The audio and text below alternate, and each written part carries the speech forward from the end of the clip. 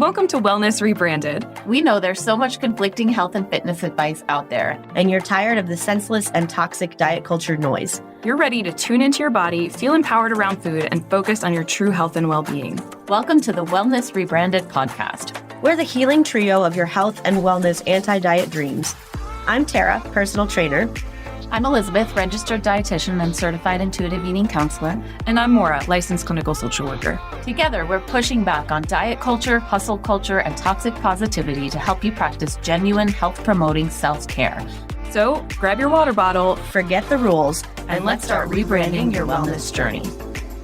Welcome back to another episode of Wellness Rebranded. I'm Tara, and I'm here with Elizabeth today. Maura's not with us today. She had something come up last minute, so you are here with us, and we are super excited today because we are talking about how to raise intuitive eaters. And I have to say, Elizabeth has this course called Mastering the Art of Raising an Intuitive Eater that I have taken myself. I have a 2.5-year-old, as you've probably heard before, and I loved it. It's absolutely been a game changer with how I look at food when I'm feeding my child and the things that I stress about and don't stress about. And now I don't stress about anything. Yeah. But I found it super, super helpful. So if you want more info than what we can do in this episode, I would definitely check that out. We'll link it in the show notes below. Thank you so much for that. I loved having you in that workshop. Yeah, it's a digital course and we'll link it in the show notes. So the topic of raising intuitive eaters with food and body confidence is near and dear to my heart. This is very much just a passion project for me to get out into the world. In that course in particular, I tend to work with people who have lost years of their life to dieting and diet culture. And I look at this as if we can help raise the next generation as intuitive eaters outside the confines of diet culture, we can really work together to help the next generation avoid some of those struggles with food and body that are just so common. Yeah, it'll be like changing society at like the ground floor level. Mm-hmm. You know, one of the things that super important. Yeah, one of the things that Evelyn Tribole always says about intuitive eating is that it's ending the legacy of diet culture within families. And I just love that. I love that too. I think it just captures it so perfectly. So we've spoken before. We all at this point hopefully know that diet culture is synonymous with pressure, right? Pressure to eat a certain way, pressure to look a certain way, pressure to exercise a certain way, pressure to have a certain type of body, pressure around how we think of food. I wanted to start off today with some, I guess in a way, difficult statistics, but I think they're important to get out there because they remind us that adults are not the only ones to feel that pressure. So there's some really scary statistics, frankly, from various research studies that show even children as young as preschoolers, so as young as 3 and 4 years old, can experience body dissatisfaction, but also they're able to talk of healthy eating with thinness. So they're already making that association at 3 and 4 years old. I hate that. Me too. 81% of 10-year-olds in this one particular research study have said that they're afraid to be fat. Nearly half of kids age 9 to 11 either have tried or frequently diet. And even just around, again, another research study, 42% of first to third graders express a desire to be thinner. So think about those statistics, where those are all talking about kids under the age of 11 years old. Man, you shouldn't even be worried about anything at those ages. Right? You know? Yeah. It's just super, super sad. And then between the years 2000 and 2018, the incidence, and again, this is at the extreme, talking about eating disorders, but it doubled in those years. It's probably higher because a lot of them go unreported. And they have the highest mortality rate of any mental illness. And then that's not even counting all of the other kids who may struggle with challenging body image or disordered eating or dieting or just plain feel badly in diet culture. I don't have any stats to back this up, although I'm sure they are there. But even in my work, I've seen that it used to be eating disorders were predominantly female. Mm-hmm. Now we see it almost equal numbers. Yeah, they impact everybody, male, female, all genders. They also all the stereotype of the person you imagine as, thin, white teenager with an eating disorder. It's just frankly not true. They impact everybody at every age and every body shape and size. So how do we raise kids with food and body confidence? Well, in my opinion, intuitive eating is the best tool to do that. And there's research to back it up. Intuitive eating has been linked with lower rates of depression, higher self-esteem, better body image.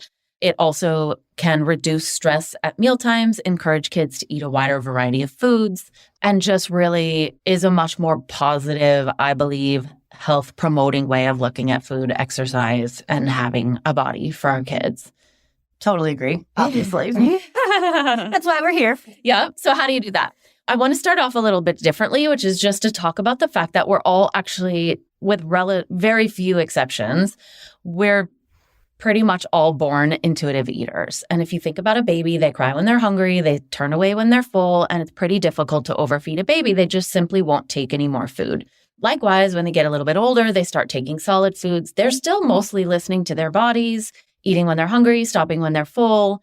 And they also are really good at telling us what they like and what they don't like, right? They will just throw it on the floor, close their mouth, refuse to take it if they don't want any more food. I have to tell you, that statement gave me so much comfort when I was like learning how to be a mother, because I felt like, oh my God, is he getting enough food? Maybe I should be like weighing him after breastfeeding or measuring his bottles, or, how do I know if he's getting enough? And even with solid foods, I really stressed about it until I took your course. And I kind of realized, like, he's not going to go hungry. Yeah. He's going to get food at some point. So I don't need to worry about, like, he's not eating any veggies. Like, it'll come. Right. And now it feels much more like calm for me, even though he probably didn't notice any difference. So much less pressure around it, right? Yeah. So if we're all born intuitive eaters, then what happens? Well, diet culture happens, especially as kids get older, although as we just heard, it impacts even really little tiny kids.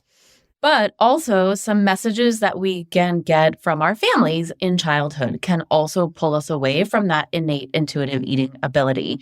And I actually just really want to preface this by saying, if you listen to today's episode and find, no matter how old your kids, first of all, no matter how old your kids are, this topic is for you. They do not have to be little preschool age or 2-year-olds or babies that we're talking about. It is never, ever too late to change or model a different relationship with food. Amen to that. So, and that my course likewise is suitable for parents of all age kids. Also, if you are listening to today's episode and you find yourself thinking, oh, I'm doing some of the things that they're suggesting not to do, I just want to say to you, it's okay. There's no judgment around that. I'm very open in saying I was not yet a dietitian, nor did I know about intuitive eating when my kids were younger. And I pretty much made every mistake in the book. If I could go back knowing— I feel like that's motherhood. Yeah, right? So true, Tara. If I could go back, I would do so many things differently now. And in fact, I do them differently now. And I've seen the benefits in my older children. Now they're all high school and college age, but I saw it even when they were middle school, high school ages for making some of these changes. So just know that it's okay if you're not doing what we're talking about today, and it's never too late to kind of shift the tone around food in your house. So some things that may pull kids away from those innate intuitive eating abilities are messages that we get from our families as children. And I always also like to say these things come from a well-meaning place. In nearly all cases, it's a parent who loves their child and is doing what they think is the best thing to do. But they have unintended consequences that we may not be aware of. So things like encouraging our kids to clean their plates or requiring them to eat a certain number of bites before they can get up from the table, those have the unintended consequence of teaching kids to ignore or override their fullness cues or their hunger cues. If I'm a parent and I'm saying to a child, well, you have to finish your plate, finish what's on your plate before you can get up, I'm essentially saying I have more knowledge than you or your body about how much food you need. And that, which is so ridiculous. It is when you think about it, and yet I did that to my children. I've totally done it. Yeah, I tried to get them to finish what was on their plate because I was concerned that they weren't getting enough otherwise. Some other things are telling a child or a kid that they have to, for example, eat their vegetables or their chicken before they can get dessert. Yes. When we do that, we are accidentally putting food on a hierarchy, so that in the child's mind, the veggies and the chicken are something they have to slog through in order to get the wonderful dessert. I struggle with this even current day for myself because I know that I love like vegetables and starch, but protein is not usually my favorite thing on the plate. So subconsciously, I'll be like, okay, eat all your chicken and then you can have your veggies. Like I have to force myself to get it in. Probably because of like, a million years ago growing up, something like that was said to me at some point. Yeah. So instead, if we put all of the food out in front or what feels like an appropriate serving of dessert with the rest of the food and let the child pick and choose what they eat and don't eat, that might be a more helpful way to approach it so that you're not setting it up on a hierarchy, or at least doing that occasionally. Elizabeth, after I took your class, I was very skeptical of this thing because I thought for sure if I just put dessert out with the dinner, there was no way Mavs was going to eat all the like good food, right? And he was just going to go straight to dessert and that would be that. But I overcame my insecurities about it. And I served a meal that was like chicken, some steamed veggies, some blueberries, some rice, and a cookie. No, it was pudding. And I put it all on the plate and I was like, let's see what happens. And sure enough, he ate like little bits of all of it and went like in a circuit around the plate like twice. Yeah. And he didn't eat all of anything, but he also didn't just go for the pudding. He was like, oh, veggies, yum. But then went back to pudding and then all the things. And I was kind of like, wow, that's not at all what I expected out of my toddler, honestly. Yeah, because in his mind, they're all sort of neutral. He's young enough that, and that's not to say that he wouldn't do that every day, right? But when you take some of the pressure off and that is your approach generally, you start to realize they really do eat a wide variety of foods, most kids, when given the opportunity. Some other statements like saying that food has too much sugar in it or it's not healthy or using food as a reward or a bribe or taking it away as a form of punishment are all things that could impact a child's relationship with food. It could pull them away from its body cues. It could potentially introduce emotional eating or what we might think of as emotional eating. Yeah. So those are just some of the ways that we may inadvertently be giving messages around food that ultimately may not be that helpful. So I think the first thing that I would encourage parents to know about raising intuitive eaters is sort of what is the parent's job and what is the child's job when it comes to eating. And I think as parents, we feel like it's our job to get our child to eat, but that's actually not our job. So our job is to the best of our ability to provide a wide variety of foods. Lots of nutrient-dense foods and fun foods too. Give the child plenty of opportunity to experiment with all of them, to see how they feel in their body, to notice the difference, and to listen to their body and its cues and their taste preferences while letting the child decide what and how much your child would actually like to eat. And that's really different and a really hard shift for a lot of parents to make, especially depending how old your child is and how long you maybe have been doing it the other way. But it goes to a lot of what you were saying about some of the shifts you've made. Yeah. It definitely was a huge mindset shift for me. And I've read things like it's okay to put chips in their lunch, for example. Most of us would probably consider chips not like a really high nutrient dense food, but putting them in a bag in their lunch, like the bag is exciting for a kid, right? It's crunchy, it makes noise. So taking them out of that and it just becomes like food. So a lot of these little tricks and tips were super helpful for me and still are. But now I've like absorbed them a little bit more and they're just kind of like part of my parenting style rather than something I have to think about to do. Right. So as much as possible, we can try to think about avoiding pressuring kids. It's really, really common to try to pressure kids to eat. And we may be thinking in our head, well, I'm not pressuring them. I'm just encouraging them. I know I tried every trick in the book. And I wouldn't maybe at the time have identified it as pressure. Looking back, I can see that it actually was. So what are some examples of that? Well, rewarding your child. Well, if you eat this, then we can go to the playground, right? Or enforcing try it bites. Yes. People have different. I struggle with that. Yeah. Because I want them to try all the things, but I don't want to force food on them either. Right. Right. And so the best way to encourage your child to try things is just to serve it many, many times in different ways and allow them the freedom to pick it up and play with it and explore it and smell it and put it down. And maybe next time they actually take a nibble or give them sauces and dips and different things. We went to the beach last summer and we got like soft serve ice cream cones. And Mads didn't want to try it. He was like adamant that he did not want that food. And Marcus just kind of took the ice cream and like bonked him in the face with it. And so he like tasted it and was kind of like, oh, give it to me. So we would like give him a little lick and then he'd be like, more. Yeah. And pretty soon he just took the whole ice cream and just like took this massive bite. And of course he discovered brain freeze. Ouch. But it's kind of funny because I don't advocate like forcing your kids to try stuff, but that was just like really cute. Yeah. And I'm kind of glad I did. Yeah. Aw, that is cute. Even though we probably don't want to bonk our kids over the head with asparagus. May not have the same impact. Might not be the same. I have discovered that calling broccoli dinosaur trees is really helpful though. Oh, yeah, sure. Like that's way more fun than broccoli. Right. Yeah. Yeah. And then just think about even things like maybe you're not making your child eat something. And this, especially as they get a little bit older, but you might be making a comment that expresses judgment if they don't eat it. Or, well, okay, I just spent a couple of hours in the kitchen, but if you're not going to eat it. Right. Or making Don't them you want to be big and strong? Yeah. Making them feel guilty. So there's all sorts of ways or comments like you're having another one, like that could be perceived as judgmental the other way, right? Sure. Shaming or making a child feel bad for what they are eating. Or even labeling kids as you're such a difficult eater or you're such a picky eater.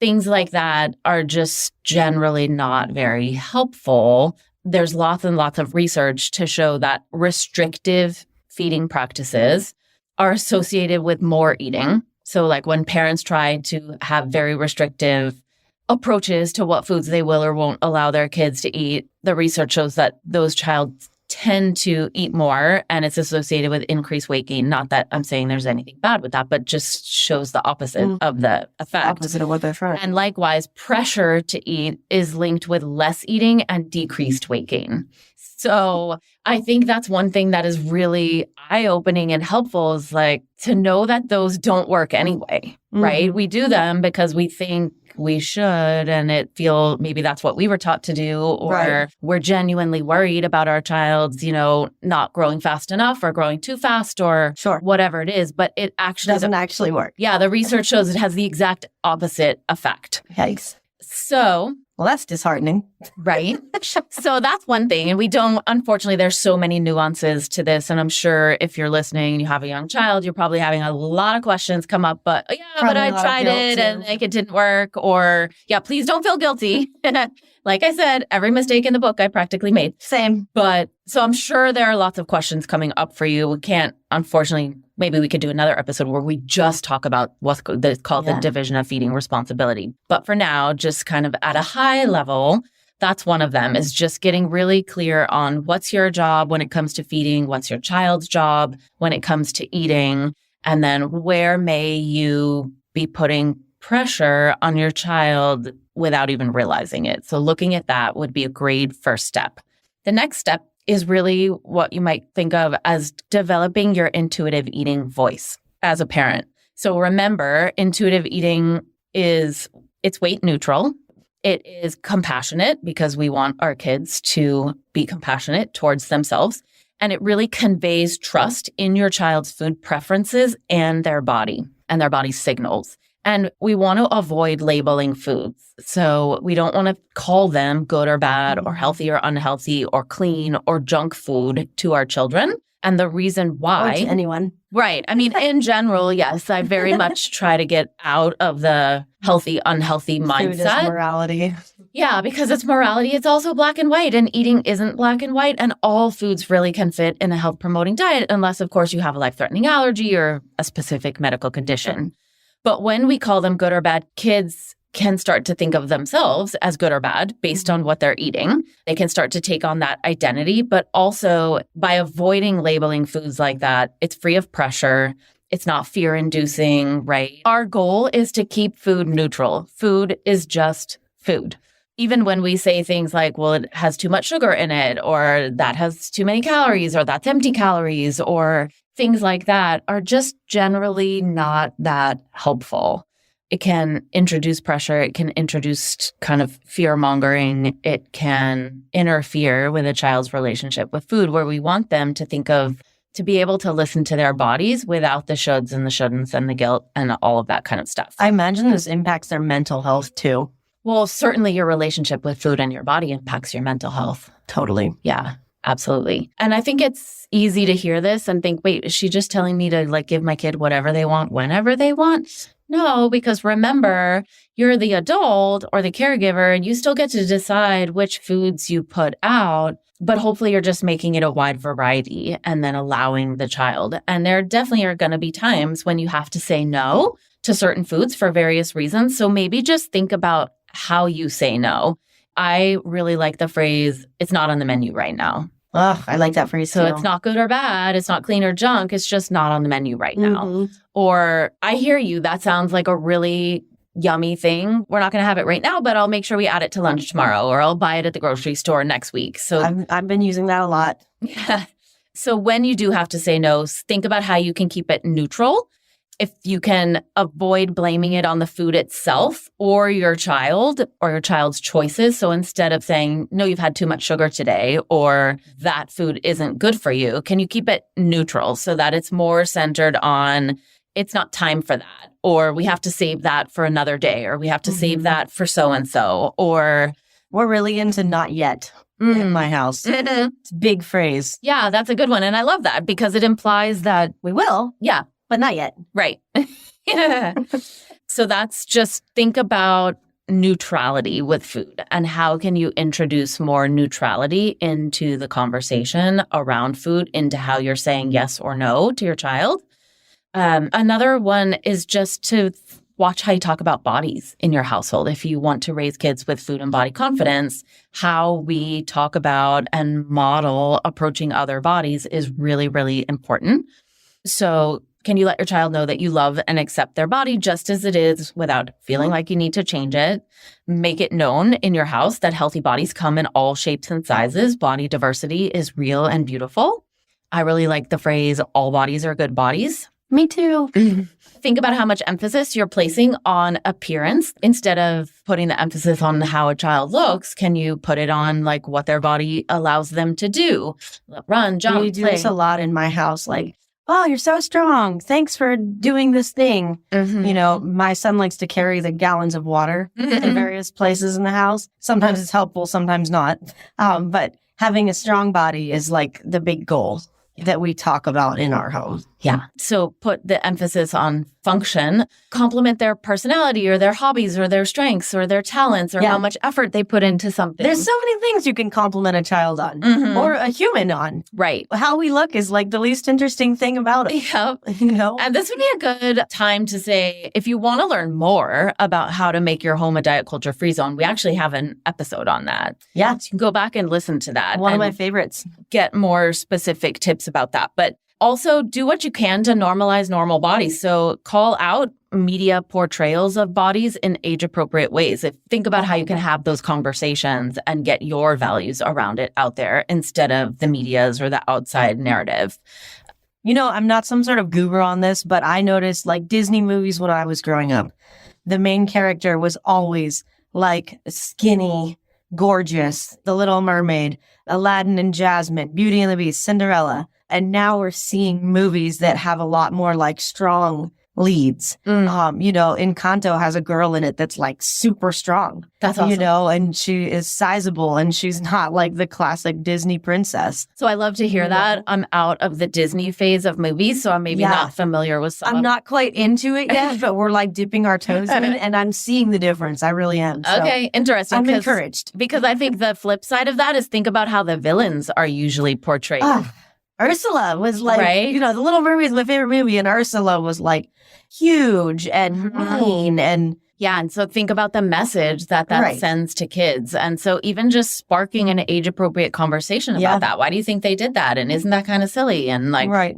you know, Isn't that mean? when your kids talk about bodies, I think our natural inclination, like here's a prime example of something that might happen with a child might say like, Mommy, why is so-and-so fat, right? Mm-hmm. Or why am I fat? And then a very common reaction is to say, oh, no, you're not fat, you're beautiful. Sure. Implication is that you can't be both. So how can you neutralize that and meet their questions with neutrality, but also curiosity, and just get them having conversations where you get to share the alternate, what your values are in your house, in our house, you know? Yeah, I love that. Modeling gratitude for your own body is a really good one. Oh my gosh, there's so many other things that I could say on this topic. And I know that people are going to have so many questions about the earlier part of it with the division of feeding responsibility. So what I'm going to say now is send us your questions. Yes, I was just We'll do another episode on it so we can go further.